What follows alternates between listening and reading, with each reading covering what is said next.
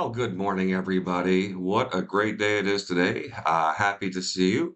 For those of you that are new, my name is Morgan, and I'm here to offer words of experience. Yes, words of experience. Um, Today, we're going to talk about something that I've noticed is a common issue within IELTS preparation candidates and people who study. We're going to talk about the big no-nos, which of course is what not to say. When you study IELTS, some of us use websites, some of us use books, some of us turn to social media. And what happens is we see certain phrasing that we adapt that might not always be the most effective. So today, I would like to talk about some of my favorite expressions that we should avoid during the exam. Um, Now, there's a lot of reasons that we should avoid them. For example, some of them, maybe they're just used too much.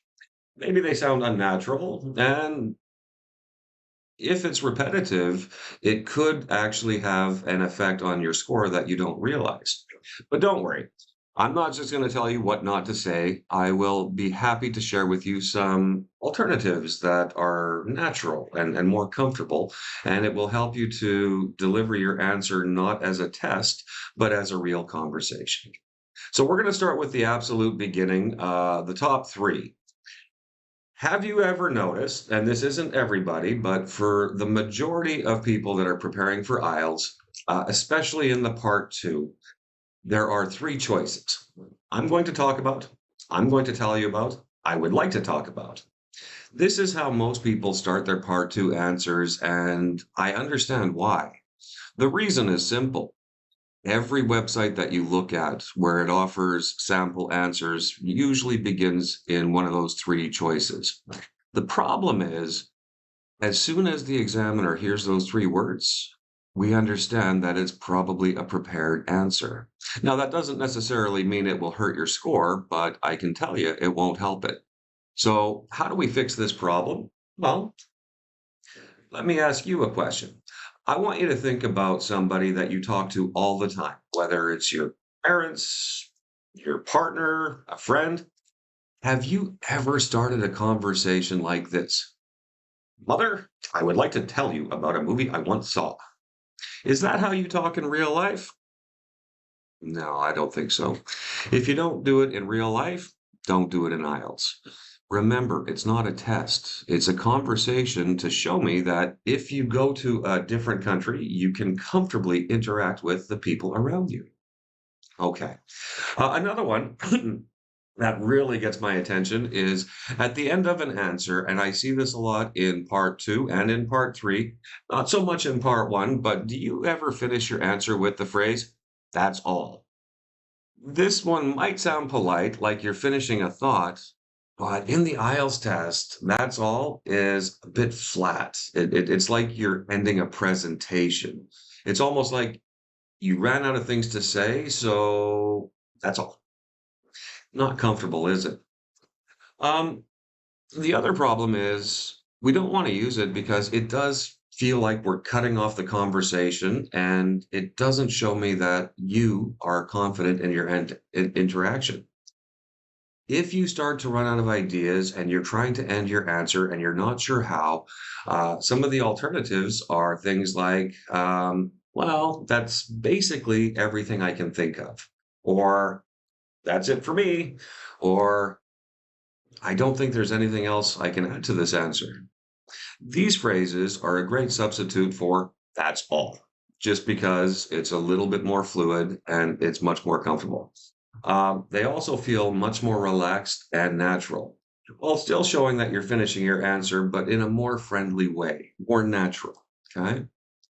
Another phrase that I hear a lot is according to me. This is a direct translation from other languages, and I know it feels correct, but in English, it just does not sound natural. No natives really talk this way. So if I were to say to you, according to me, the best choice is this, okay? I could just say, the best choice is this, and I would have the exact same meaning. More comfortable, less formal, but more effective. It's grammatically off when you say, according to me, because it feels awkward and it feels forced.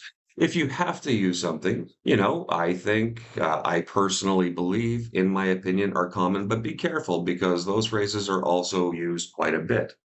Um, Another one, maybe not quite as common, let's move on to the next, is broaden my horizons. You know what? It's a great idiom. It really is. But here's the problem. Almost every single IELTS student uses it. It's because it's become a bit of a cliche in the exams, because it looks great, it sounds great, and you know what? Yes, it is great. To broaden my horizons is a wonderful phrase, but if everybody uses it, it becomes uncomfortable. And it also does, it sounds memorized. It sounds very often like you're on autopilot, like a robot, and not speaking naturally. To personalize it and make it just a little bit friendlier, you could say it helped me to learn new things, or it gave me a chance to see something differently, or it really pushed me outside of my comfort zone. If you personalize it, then what happens is it becomes more about your personal growth, your experience. And that's what the examiner really wants to hear, not automatic memorized phrasing. Be you. Actually, that's great advice. Be you. Yes. Show the examiner who you are, show them your personality. Now, another one, which is a little bit common, but it's overused, is every coin has two sides. It's a great expression, but it's a little bit overused. And again, yes, it does make sense, but it doesn't sound like something a normal conversation would happen. It's not something that any of my friends would say. We should avoid it because when I hear it, it feels scripted, and the examiners they kind of tune out when they hear it because it's a great expression from 1982 maybe. It's an older expression. It's not quite as modern or common. Now, to make it feel more natural, instead of saying every coin has two sides, you can change it. And again, the message for today is personalize it, make it you. There are pros and cons. Okay. It has both good and bad sides. Okay. It's a bit of a double-edged sword. Okay. The beauty of English is it doesn't really matter what you want to say. There are just so many ways you can say the same thing. Again, it's great to find these phrases when you're studying, but you still have to stay where you are most comfortable because when you're most comfortable, you're relaxed, you're conversational, you're reactive. Now, the next one that I hear a lot is, yes, I like it, or no, I don't like it. Now, that's perfect if you're starting an opinion in your answer. But if that's all you say, that's a terrible answer. Now, this happens a lot in part one.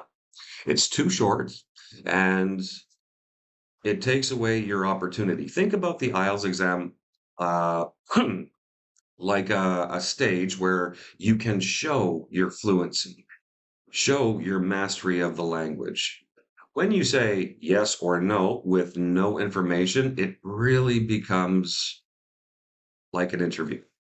It doesn't show mastery of language at all. So we need to just expand it just a little bit. I could say, yep, I really enjoy it because it helps me to blah, blah, blah. Or not really. To be honest, I think it's kind of boring. Answer, small explanation, and that will really help you to grow your answers into something a bit more comfortable. Another one is when you pivot. This is a pivot. I used to like it, but now I prefer something else. So I'm starting with a statement and then I pivot to show my emotion. This takes you to a more complex structure and it's more natural. It's exactly how you would speak with your friends. You don't need to speak to a certain amount of time. Don't worry about the time. Just make sure that you add reason, feeling, or a personal story to your answers so that your answers come to life. Okay. Ah, yes. I don't know what number we're on, but the next one. It's raining cats and dogs. Oh my goodness, I love it. I do. I think it's great. Every time I hear it, I think about my grandmother. This idiom is really old-fashioned, and honestly, I don't know anybody who uses it anymore, at all. It's a good phrase.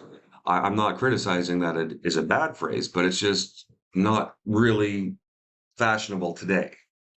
It's very outdated, and what we want to hear is we want to hear current language. So to modernize "It's raining like cats and dogs," I could say it's raining really heavily today. It was pouring rain all morning. The weather was terrible. It just never stopped. Keep it natural. Remember, again, I gotta stress this, it's not a test. It's a conversation with a new friend for just a few minutes. Okay? Um, Now I noticed across cultures, one of the biggest ones that I come out with is old people. A lot of people, when they're taking the IELTS exam, they're not sure how to say it respectfully, so they go back to basic, which is old people. It's not wrong, but it sounds a little bit casual, and if your examiner is as old as I am, it might be a little bit offensive. It's too direct. It's insensitive. A different way to refer to old people, you could say elderly, which is respectful, senior citizens, or just older adults. All of these are much more respectful and much more common in today's world. The next one I would like to talk about is save my money. It's not a big problem. It's not a problem at all, but it is quite basic. Um, you can't really show the examiner your strength in vocabulary with basic. So save my money is great, but if I wanted to take it to the next level, I would say things like, I try to manage my finances carefully, or I'm putting money aside for the future, or I try not to spend too much unless I really have to. Even these small phrase changes can show a much higher level of maturity in your language skills. The last one, and my absolute favorite, 90% of the people that I talk to, and I do talk to a lot of people, they love the phrase hustle and bustle. Again, that's my grandmother in 1974. I understand it, but it is just not common. You're trying to say just a very busy time or a very busy place. Use it if you'd like, but try to adapt it to your personality. All right, guys, that's it for today. I hope you found this helpful. Remember, IELTS is not a speaking test. It's not about being perfect. It's about clear, natural, confident, and conversational. You don't need to memorize big expressions, and you don't need to just focus on forcing it. Just focus on being yourself with a bit of writing. Keep practicing, stay positive, trust yourself, because I promise you, your English is better than you think it is. You've got this. My name is Morgan, and if you want to hang out, you can catch me here at any time. Thanks for watching, and good luck with your IELTS journey. Have a great day, everybody.